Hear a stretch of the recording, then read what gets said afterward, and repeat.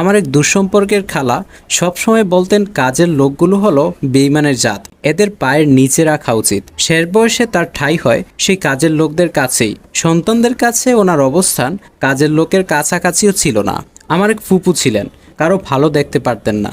নতুন কেউ বিয়ে করলো, নতুন কারো চাকরি হলো, সব কিছুতেই ওনার বিরূপ মনোভাব ছিল। হিংসা, বিদ্বেষ, রাগ পুষে রাখতে রাখতে আত্মীয় স্বজন কারো সাথেই যোগাযোগ করতেন না। ইদানিং খুব একাকিত্বে ভুগছেন, সবাই তাকে এড়িয়ে চলে। আর সেটা কি হওয়া স্বাভাবিক নয়? আমার প্রতিবেশী একজন ছিলেন, সবসময় মানুষকে কটাক্ষ করে কথা বলতেন, কথায় কথায় অপমান করতেন, প্রচুর সন্দেহবাতিক ছিলেন। ফলশ্রুতিতে শেষ বয়সে কেমন যেন পাগলের মতো বিলাপ করতেন।